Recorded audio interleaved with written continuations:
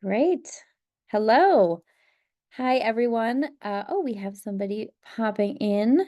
Fabulous. Hello, hello. Right on time. Hi, everyone. Really excited to see you here for this information session. Hi, James. About the Many Voices Mentorship and Fellowship. We are recording this session, and so this video will be available on the website as soon as it's finished processing. James, totally up to you if you want to have camera on or camera off as we talk. But if you have questions, pop in at any time.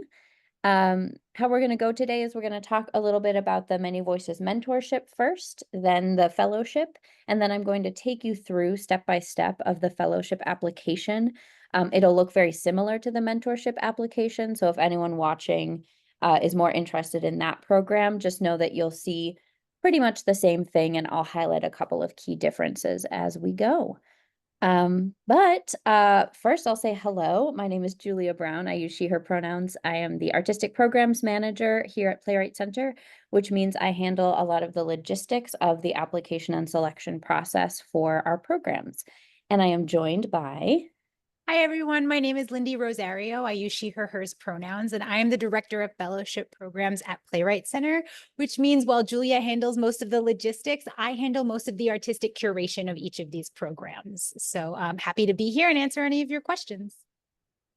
Fabulous. I'm going to share my screen, and in this, I'm going to show you where you can find this information that Lynde will start by sharing. So this is the Playwright Center's main website, pwcenter.org, and you can find your way to this information in a couple of different ways. If you go to programs here, you can click all programs or you can click fellowships. Those are kind of two different ways to get you to the same page. So if I click all programs, this is where you'll see all of our various fellowship programs. I just want to highlight for you that if you are eligible for one, you may be eligible for another as well, particularly if you are eligible for the Many Voices Fellowship. You will most likely also be eligible for the Jerome Fellowship. They're very similar programs. The only exception would be if you have already received a 2-year Jerome Fellowship. But if you're going to apply for one, you may want to apply for the other, just to kind of double your odds of getting selected. The Jerome Fellowship deadline is 2 weeks from today, and they are a different set of evaluators who select the writers for those two programs. So you are welcome to use the same play and basically the same artistic statement for both applications if you're choosing to apply to both. But we will get to the fellowship in just a moment. We're going to start by talking about the mentorship. So you can find that here, this wonderful photo of previous mentee, Michelle De Hoya, and we'll click on that. And here's where you'll see these details. Lynde, do you want to talk a little bit about the purpose of the mentorship and how that program works? Sure. As you can read here, the mentorship is specifically to support Minnesota-based artists who identify as Black, Indigenous, or people of color, or people of the global majority. And specifically, if you are interested in the craft of playwriting, but may not necessarily identify as a playwright, maybe it is something you have explored in your educational life, maybe it's something that isn't your primary artistic discipline, but you've always had an affinity and had a story you wanted to craft and tell and share. And it is specifically for folks who are, I believe, within 75 miles of the Twin Cities. So if you are in greater Minnesota, please contact Julia if you have questions about your eligibility, and we can talk to you about that. But it is specifically a mentorship rather than a fellowship because it is a much more education-based program.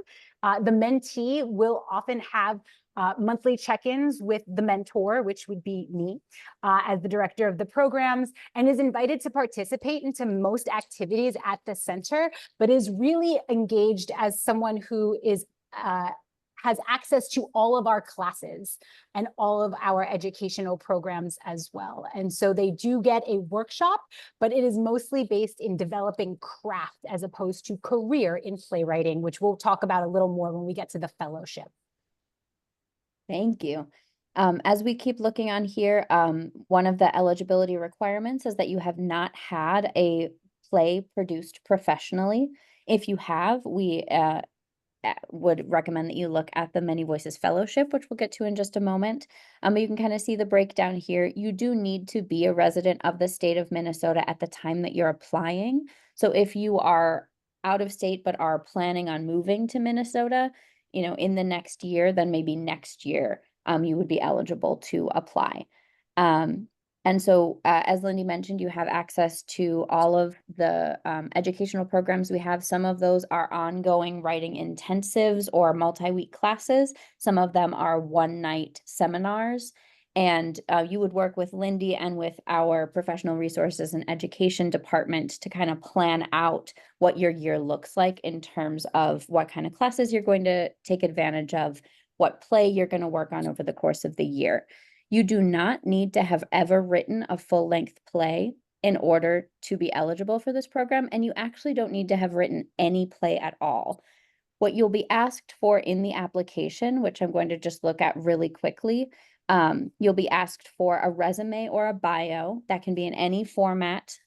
If you have artistic experience in a different discipline or you've worked in a different area of theater, we would recommend that you share a little information about that. If you don't have a ton of artistic experience at all, that's also absolutely fine. You can put other work experience, educational experience, kind of any way you want to tell the story of who you are.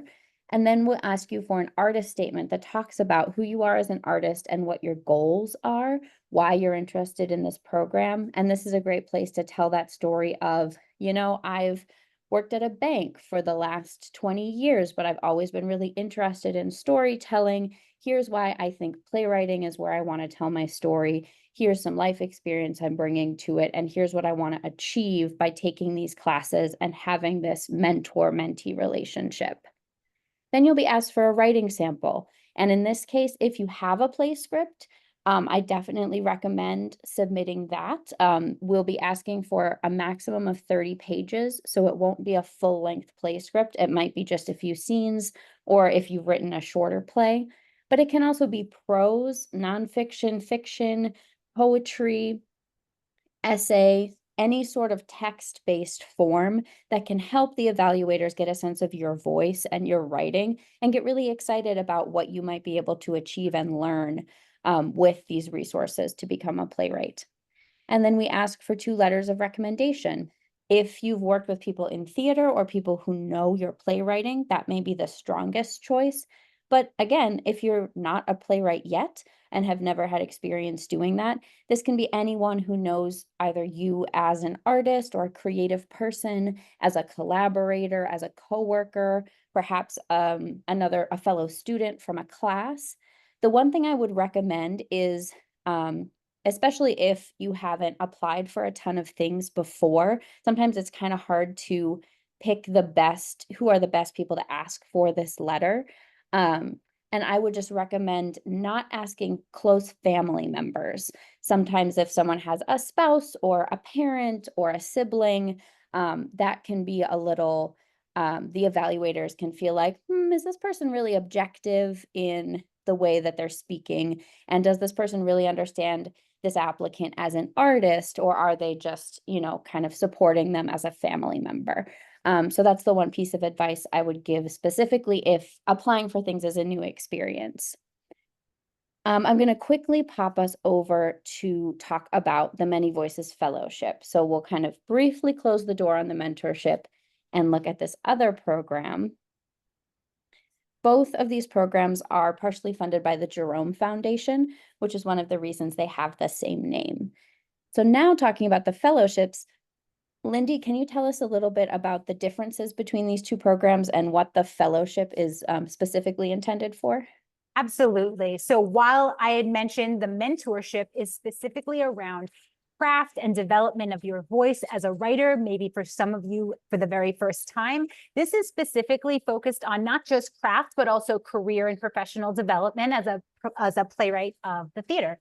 And so something that is a little different for those of you who may have applied in the past is this now also designates you as a part-time employee of the Playwrights Center. So there will be additional expectations specifically around organizational support that equate to about 15 hours throughout the course of each year.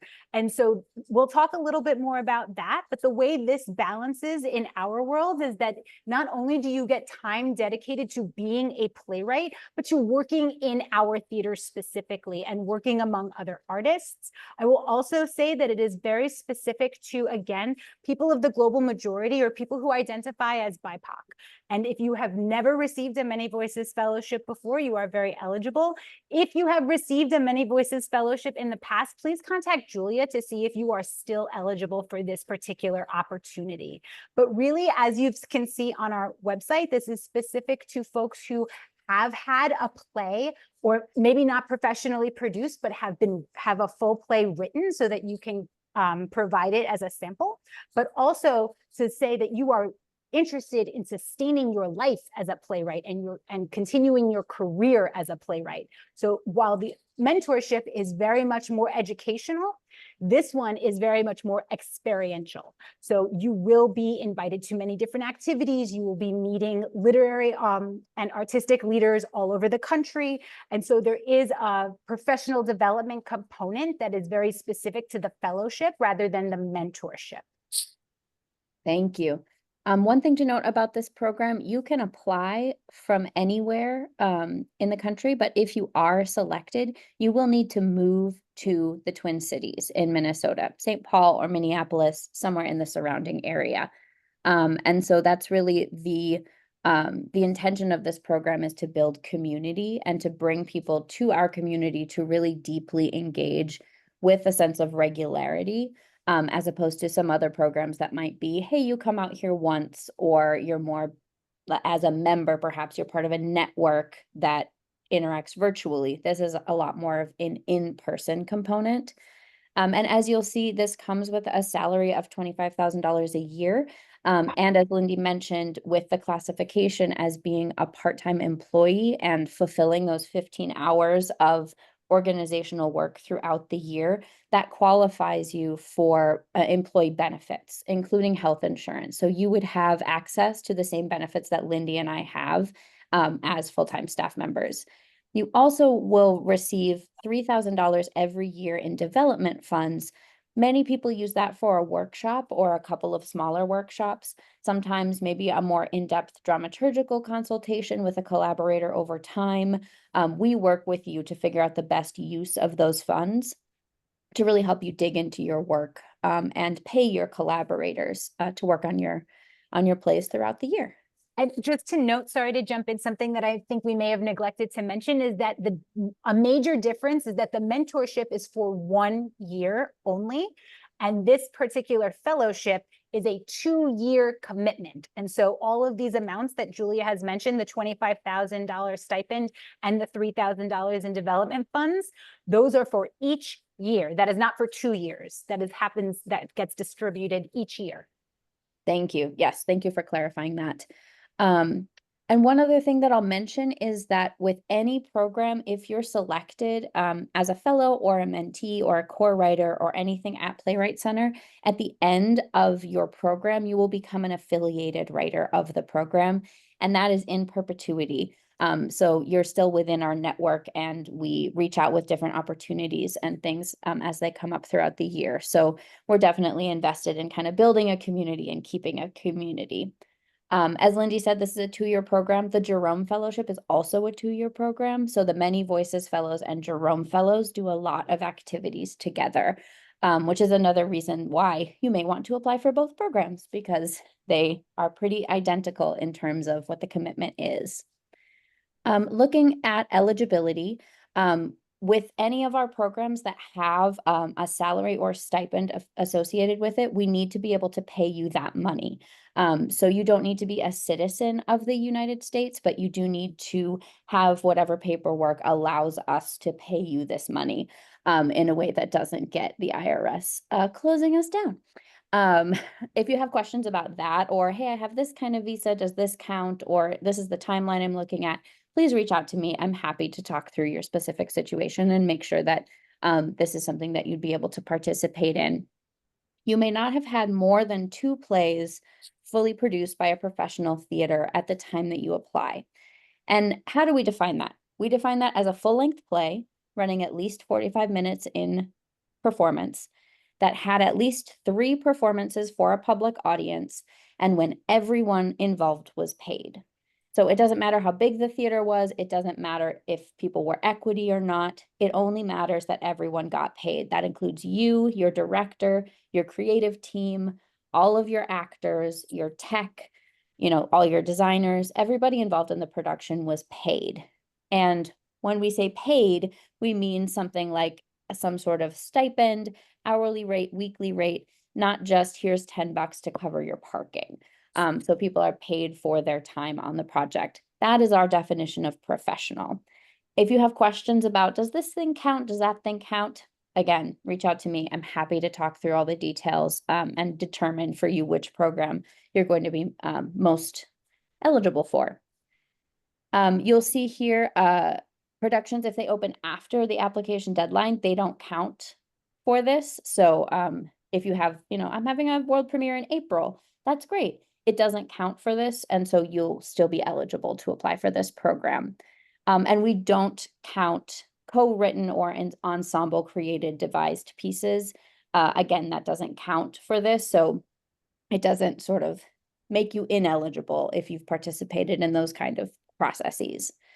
If you've been a previous Many Voices fellow for a 1 year, this program used to be a 1-year fellowship. So if you've done 1 year as a Many Voices fellow, you may apply again. If you've done a 2-year, or if you've had 2 1-year Many Voices fellowships, then you are not eligible to apply. If you are applying for the program again after participating in the past, you'll need to apply with a different script than the script that got you the fellowship the first time. So just a quick thing there. I won't read through all of these details for you. I'll let you do that in your own time. But you'll see this website takes us through the application just like the other one did. This recording of this info session will go up on the site here as soon as we are done. So if you need to revisit it or want to share it with friends and colleagues who might be interested, the deadline is December 5th at midnight, basically.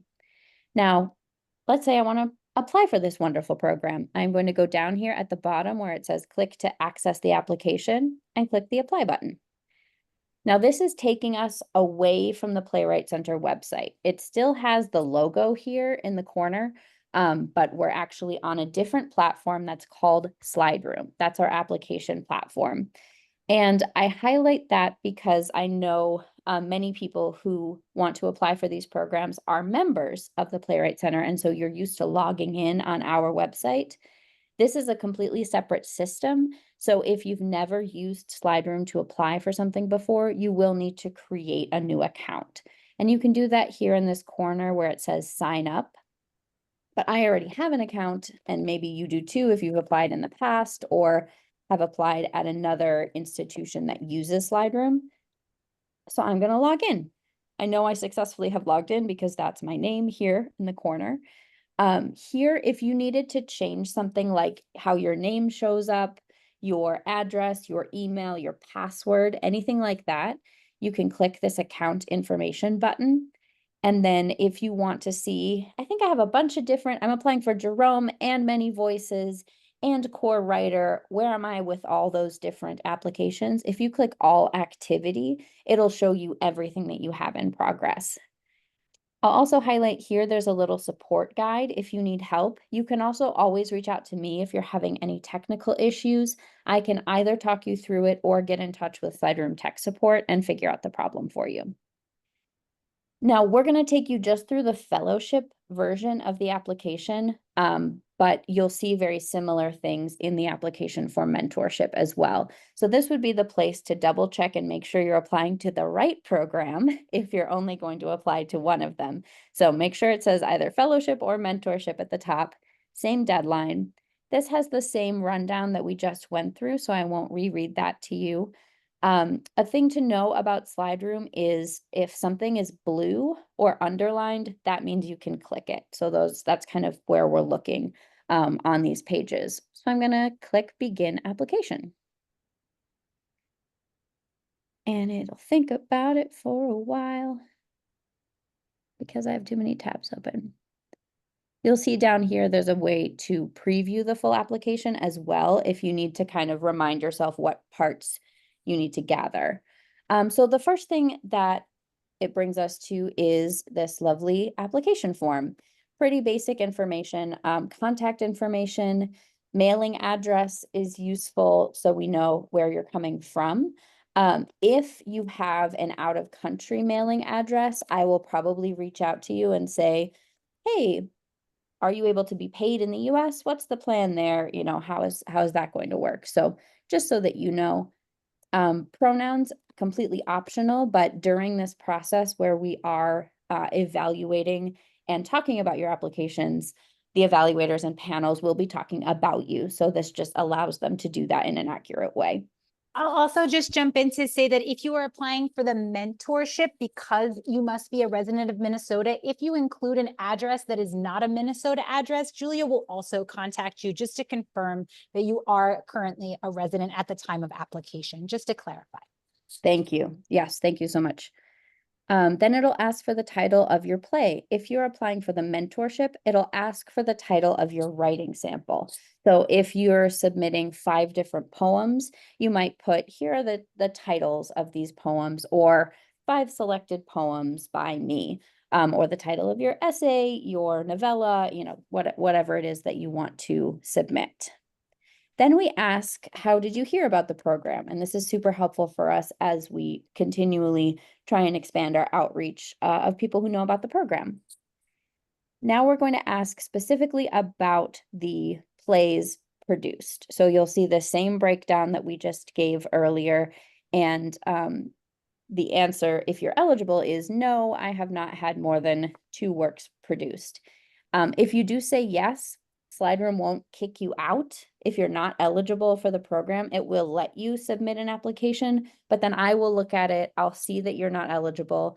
I'll ask you that to confirm, and then I won't be able to move your application on. So every year we have a couple of people who submit a full application, even though they know they aren't eligible. And unfortunately, that's a waste of their time because I do not move applications along in the process for folks who are ineligible. So I know sometimes people think like, hey, maybe I can sneak it in there. I'm always looking, and I just don't want you to spend time on a program you're not eligible for when you could take that time and apply for perhaps Core Writer or one of the McKnights or something that you are eligible for. Next, we ask the overall eligibility question, just saying all of those other requirements, and this is the purpose of the program. So I will say, I am not eligible for this program because I'm white, but I'm going to pretend that I'm eligible for the purposes of this recording. So I'll say yes, certify that this is all my information and it's accurate, and then I'll click. It'll auto save, but I can also double click save and then continue to the next step. You can always either click this button or this button to move on. This takes us to our demographic information form. And you'll see here that I submitted an application for the Jerome Fellowship because we had an info session about that.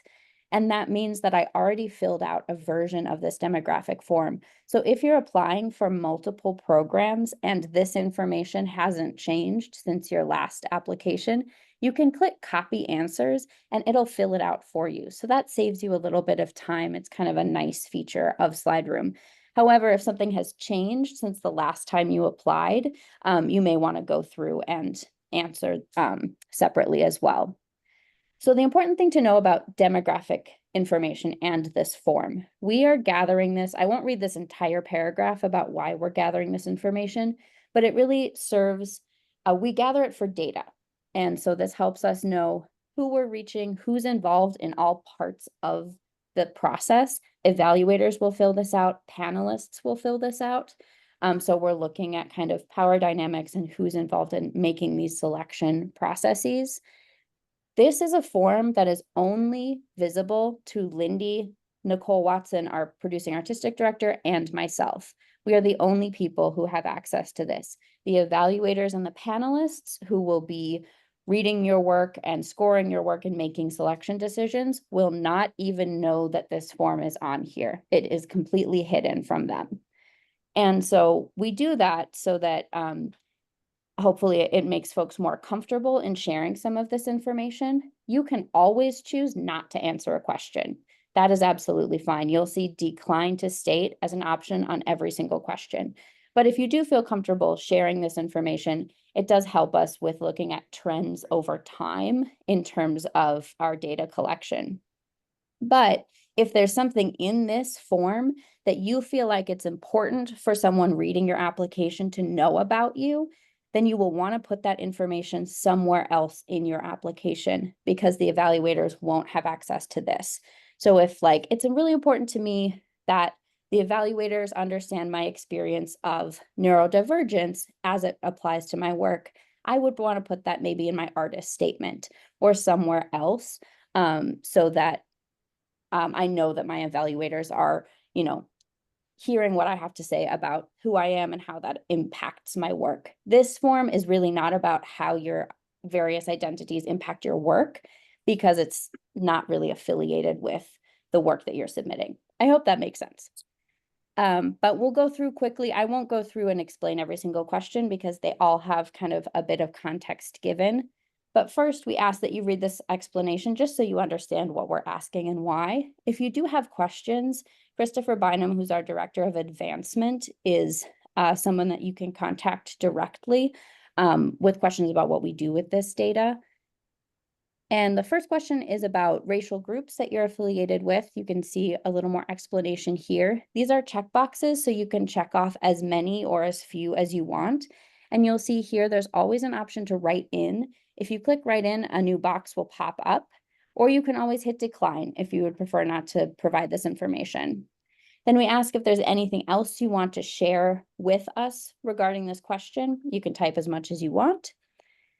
Same question here, or same setup for gender terms. And so I'm going to pick the two that apply to me. Sexual orientation, same way. We're asking this to kind of understand our representation of groups that are often marginalized in this field. And so I'm going to choose my answers. Same question with experience of neurodivergence or or disabilities. You'll see a definition here if that's helpful for various terms. And I'm going to click that. We ask if there's anything else you want to share with us about your experience of neurodivergence and disability. And this is really used as we're always trying to improve and expand our programs and our processes to make them more accessible. So if we learn that like a lot of people could use this sort of accommodation or this change in our processes, then we know, oh, this is something to prioritize. We can make sure that we can kind of streamline part of the process or add more context or information, whatever that might be, but totally optional. Then we ask about language proficiency, and this is asking about fluency in a language. So I'm going to say I speak monolingual English. I only speak English. I speak a little bit of Spanish and a little bit of Irish, but not enough to claim fluency. So that's why I wouldn't consider myself fully bilingual in this case. If you have other primary languages that you use, we ask if you'd like to share that with us. If we see, wow, there's a large percentage of this application pool primarily uses a language other than English. If we get to a point where we have the capacity and resource to offer things in multiple languages, that will help us know what to prioritize. So that's why we ask that question. Now we ask for an age range. Again, you're welcome to decline if you would like. Same with education level, highest education level achieved or finished. So I'll answer that for myself. Household income is an estimated annual household income before taxes. And unsure is perfectly fine as well. And then we ask if you have any feedback for us regarding the demographic survey. As I mentioned, every year we try to kind of update our processes, make things clearer, make things hopefully as least harmful as possible, though we know that there isn't necessarily a completely harmless version of asking people to quantify and describe themselves in a form.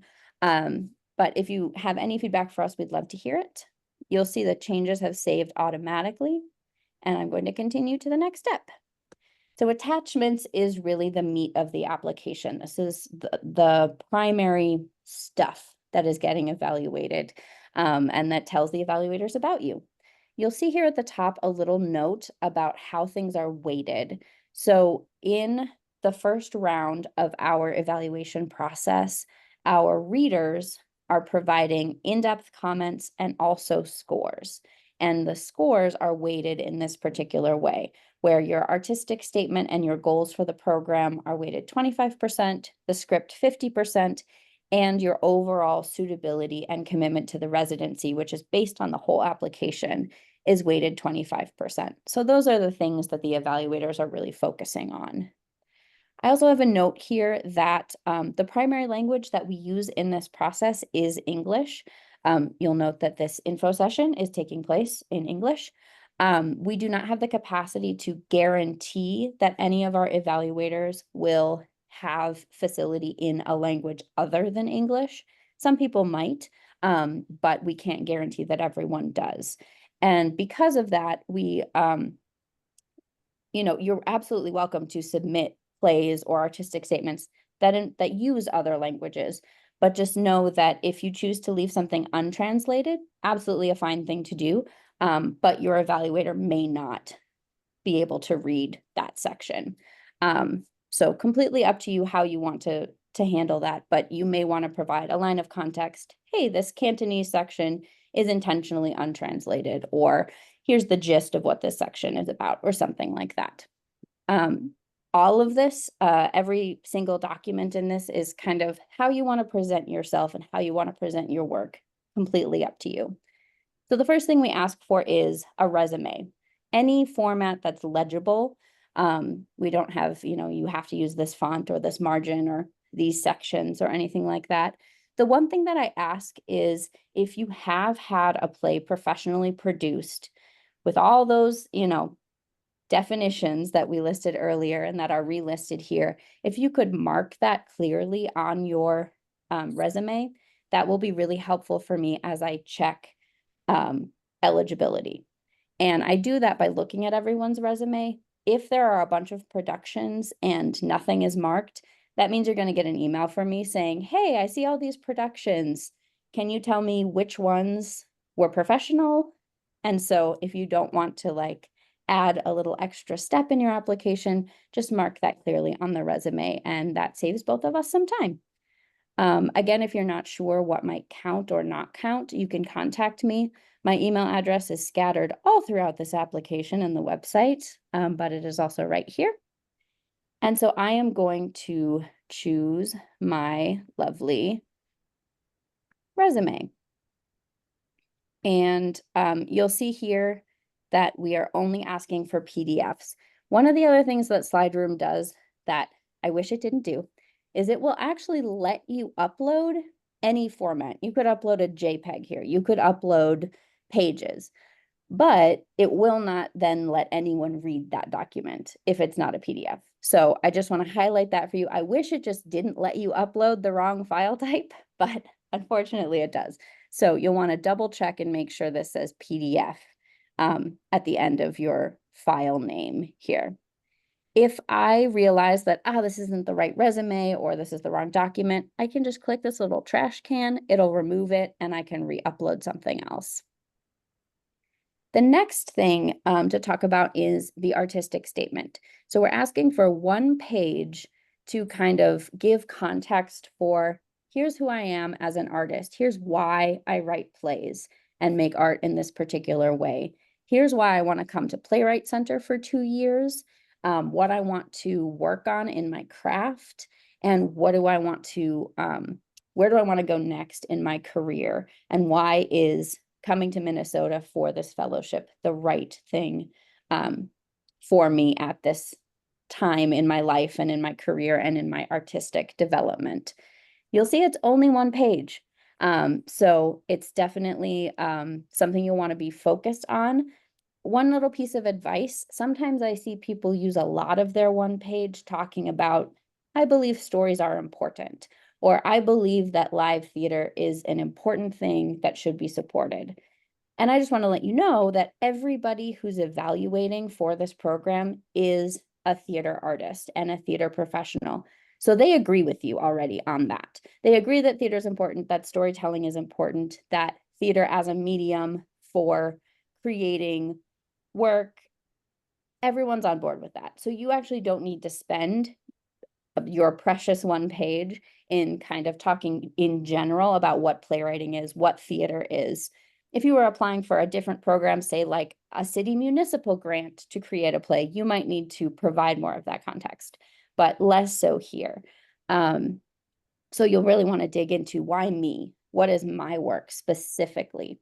You'll also want to think about the play that you're going to submit. If I were to say, I really focus on, illuminating parts of history, the history of queer people in the Midwest that, doesn't get shared. Maybe that's what I write about. And then the play that I've decided to submit is like a sci-fi space opera adventure musical. Super excited about that play. But I think an evaluator might say, okay, you've set up your work in such a way, and then you submitted a play that's completely different. I wonder if you fully understand yourself as an artist, or I wonder what your actual goals are as an artist. Lynde, can you share some wisdom about artist statements?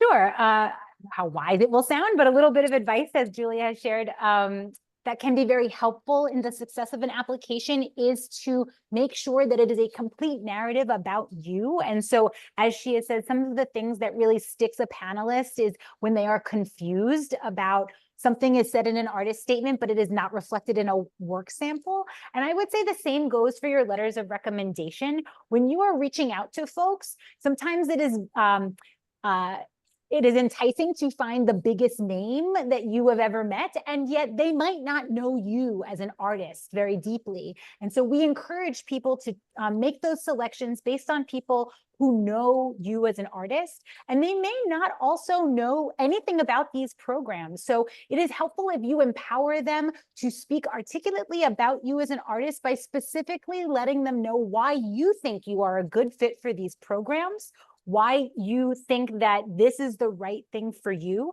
And I would say that holds true for an artist statement as well. If your artist statement to apply to a playwright residency in Minnesota talks only about being a TV writer in LA, that may not be the best fit.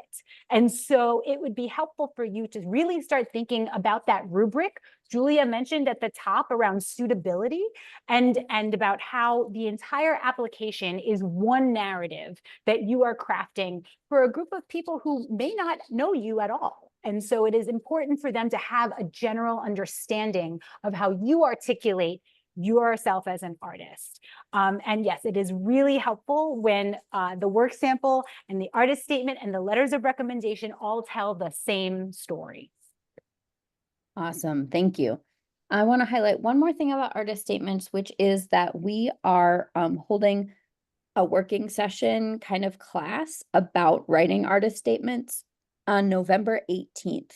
It's happening virtually in partnership with Springboard for the Arts, and affiliated writer and theater maker, choreographer Patrick Scully is going to teach that session.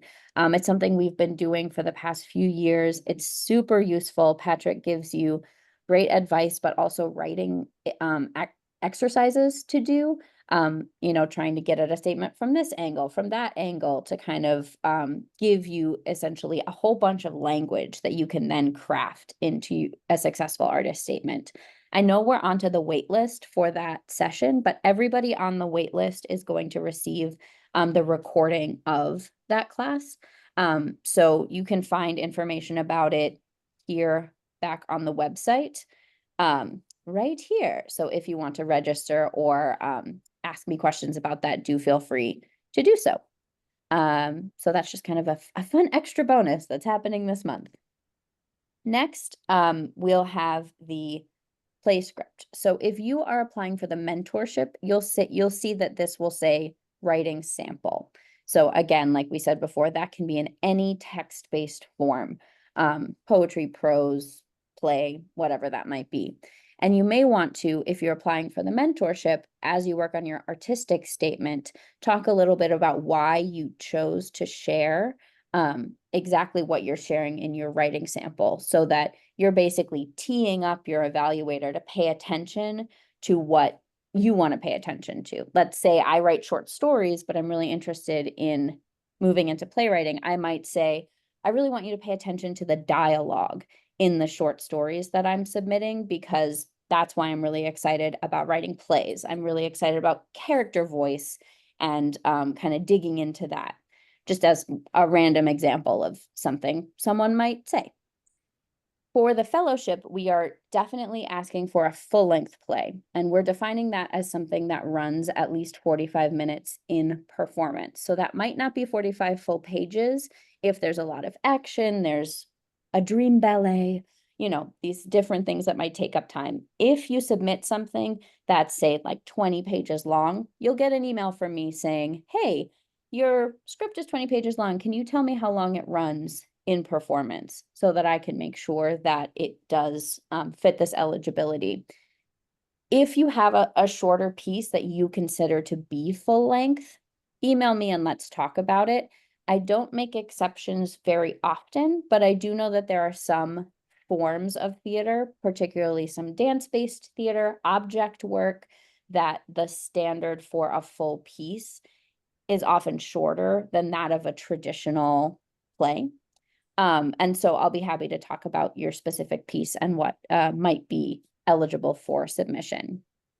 We ask that this be a script that you wrote yourself, not something that's co-written with another person, because this is an individual artist fellowship. We do not split one fellowship into two people. If you become a fellow and you want to workshop a piece that is co-written, that is absolutely fine at that point. But basically, our evaluators and panelists need to be able to evaluate your writing and your voice. So if it's a co-written piece, they won't necessarily know who did what on the script.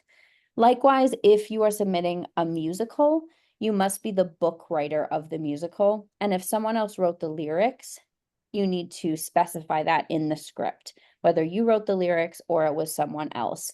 Again, so the evaluators focus on your specific writing and your specific craft. One last thing about musicals is, for this, we are only accepting text submissions. And so we ask that you not include any sheet music, recordings, videos, outside links, anything like that. Part of that is kind of an access thing. Not everybody who writes musicals has a good demo, has a video recording. Some folks might be submitting the book to a musical that they've never collaborated with a composer before, and that's absolutely fine. So we want to make sure that someone isn't getting sort of a better shot based on the work of a great composer, if that makes sense. If you have a script that has hyperlinks and videos or anything embedded in it, I will be instructing the readers and panelists not to click on those links and not to watch those videos. So it's better to just not include them from jump. Again, if you've got questions about any of that, I'm a broken record. Email me, we'll talk about it. We'll make sure it's really clear. So I will choose my PDF of my script, and you'll see there's like a little preview, so you can kind of, hey, this looks right. This looks like a script. If this came up and it was like a spreadsheet invoice, then I'd know this is not the right document. But I'm all uploaded. My attachments are good. I feel good about all my application pieces. So now it's time to hit next. Done that, eh? I'll also just say that if at any point you are in the middle of an application and you have to leave, it is important, even though it auto saves, that there is a button that you can click where Julia is circling right now called Save and Exit. So don't feel like you sat down and you have to finish it all in one shot. You can absolutely save and exit and come back to it at a later date before the deadline. Absolutely. Thank you for that, Lynde. That is very important. References is the word that Slide Room uses. We use letters of recommendation. And I would recommend that when you start your application, you hop to point 3 first, because this is where you are going to send your request to your recommender to fill out the letter. And the sooner you do that, the sooner they can get started and the more time they have.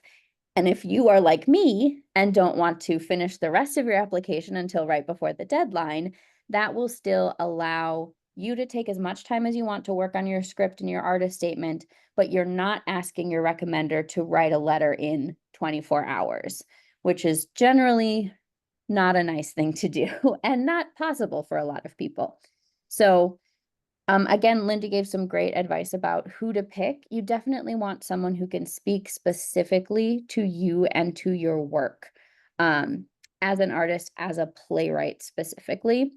This can be a collaborator, it can be an educator, it can be, someone who's produced your work. But again, the evaluators are going to be what they want to take from these letters is, I'm really excited about this writer.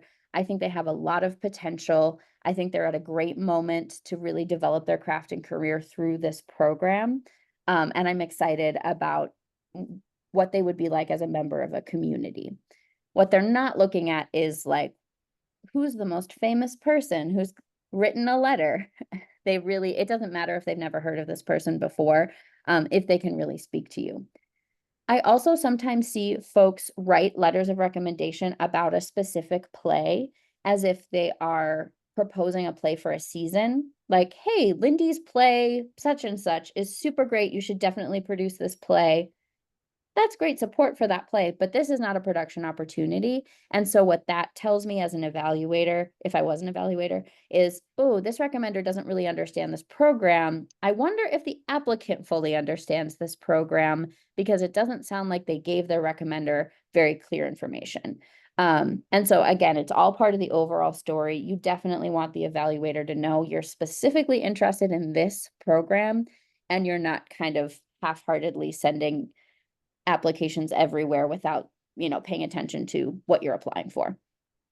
So this is how adding the letters of recommendation work. You'll click this add reference button and it will let you put in the name and information of the person that you want to write this letter for you. You can fill out as much or as little of this information as you would like, but you definitely will need their name and their email address. I like to put a little message. So I'll say, hi, this is the letter we talked about. Because what's kind of good etiquette is for you to ask folks before getting to this stage if they would be willing to write a letter for you. Particularly if you're talking to an educator or someone who works at a theater, application season is big letter of rec season. I know Lynde writes a lot of letters, and so you want to make sure you get on their dance card as early as possible and that they say yes, they're able to. Otherwise, they'll just get this email with instructions and then they'll feel like, I have to say no. How do I say no? I don't know, So I would definitely reach out to Emily, say, hey, this is the program. Here's why I'm excited about it. Can you write a letter for me? And when she says yes, I'd say, great, keep an eye out for an email from Slide Room. That is the application platform that will be sending you further instructions.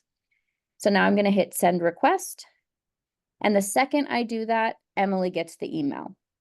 So sometimes folks will wonder, oh, do I put this information in? Then Julia looks at it and Julia writes an email to Emily. No, it happens immediately through the system. That means that it's coming from Slide Room and it will say, hey, such and such a person sent you a reference request. Sometimes people ignore those emails or maybe it goes to their spam filter. So if someone is saying to you, hey, I didn't receive that, any information about the letter of recommendation, you can send them to me or reach out to me and I'll make sure it either gets resent or they can submit the letter in another way. If you have, saved and left the application and are coming back, you can always check the status here. Once Emily fills out this letter, this will change to completed. And if Emily ever says, actually, can you resend it? I deleted that email. You can hit resend. If Emily tells me I'm at a different email address, I can hit edit and enter the information and then send the request that way. So there's a bunch of different ways to do it, but I definitely recommend doing it as soon as possible. The letters are due at the same time as the rest of the application. So I will put in my second recommender and we'll be good to go. I'll hit send request. And now I've got both of my folks working on, and you'll see that blue button has gone away now because you can only provide 2 letters. We ask for 2 exactly. So now that's done. I don't have to wait for the letter to be received in order to submit the rest of my application. I can just move on and say, I'm happy with my attachments. I'm happy with my letter requests. Time to go to point 4, which is submit. So this gives you a little bit of detail about how the selection process works.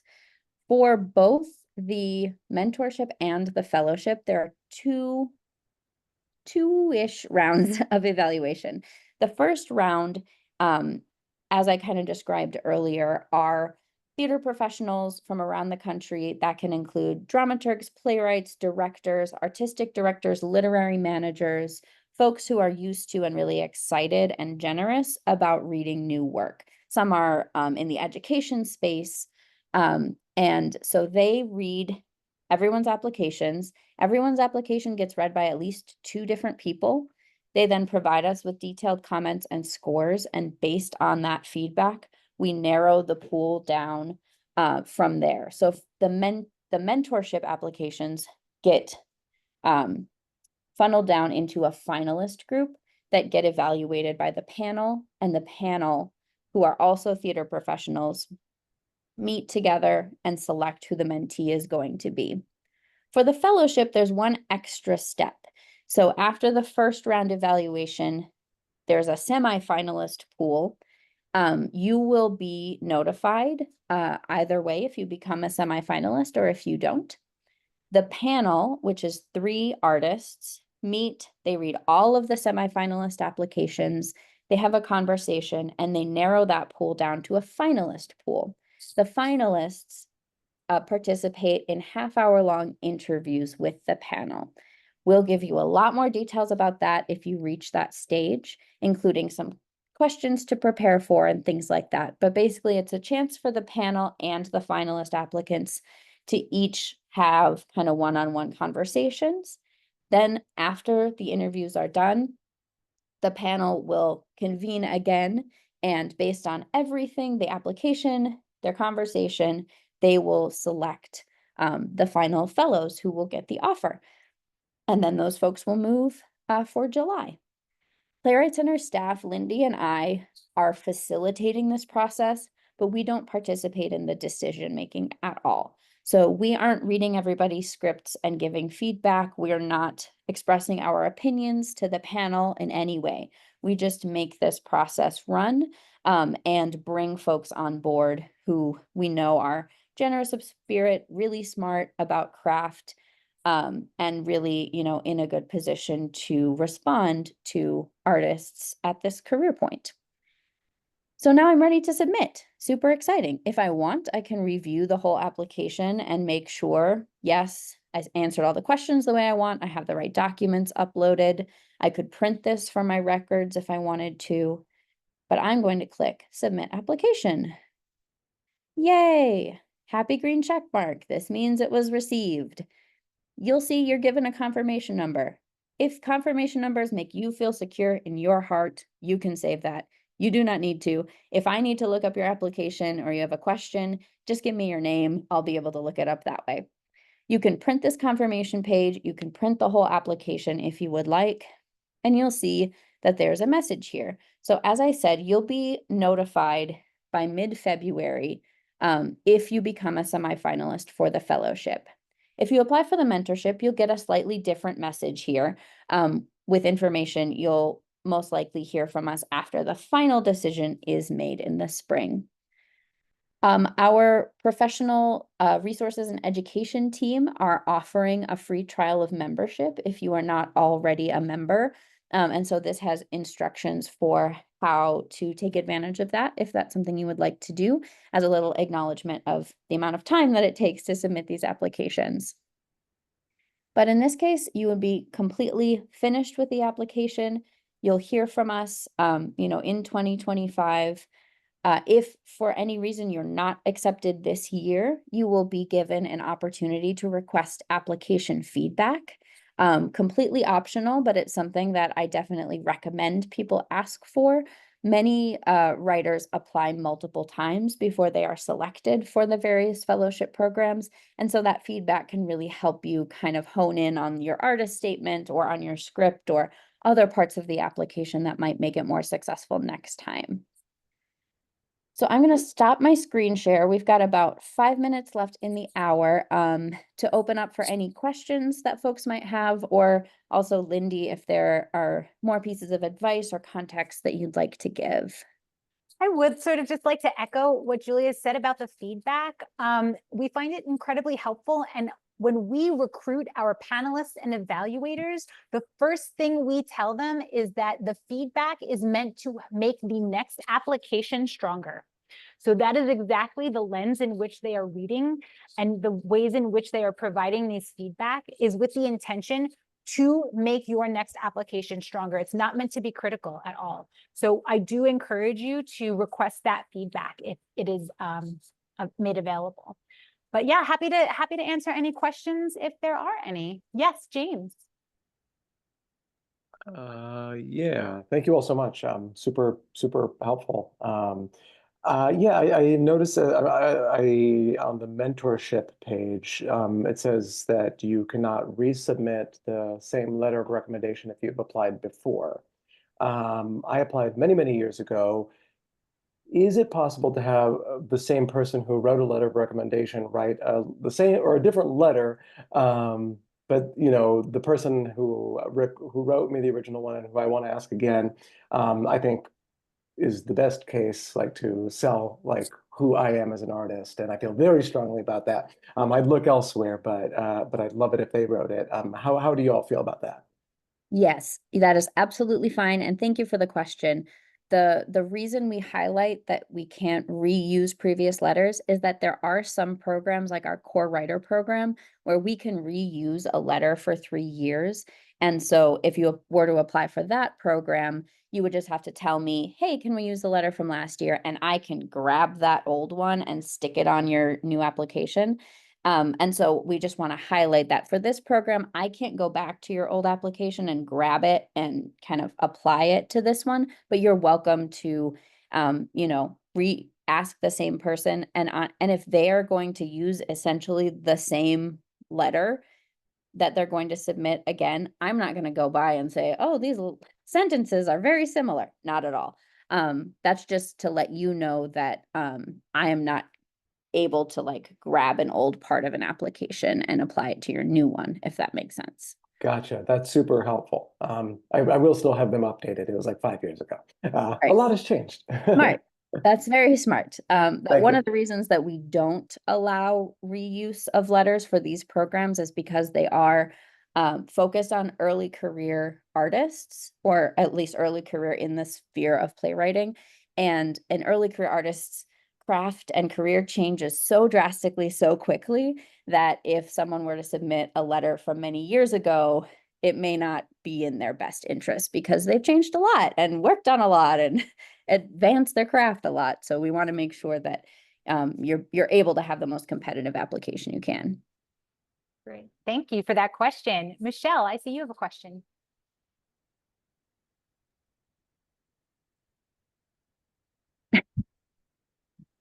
Are you allowed to have recommendation letters written by Playwrights Center staff or no? No, unfortunately. I don't know if you said that. I didn't remember if you said that or not. Did you say that? Probably not. So I appreciate the question. But yes, none of us on staff are able to write because it's a conflict of interest. That's what I assumed. But someone's already school recs, so I was like, can I just use the same ones? But I was like, oh, that makes sense. Thank you. Yeah. Sure. All right. If no other questions, Lynde, our timing was so good today. I'm really I know. I'm very proud of us, but also, of course, just a reminder that if questions come up for you after this moment, please feel free to email Julia. And again, you can find her email address both in the Slide Room platform and on our website. Yes, absolutely. Happy to answer questions at any time. Or if you want to talk more about the program and is it a good fit for me, happy to have that conversation as well. Again, this video will be made available in the next couple of days if you want to revisit. If you have colleagues and friends who you think would also be a great fit and you want to be in a cohort with them as fellows together, please feel free to share the information. And we look forward to reading your applications. Thank you. Thank you. Thank you, everyone. Have a great day.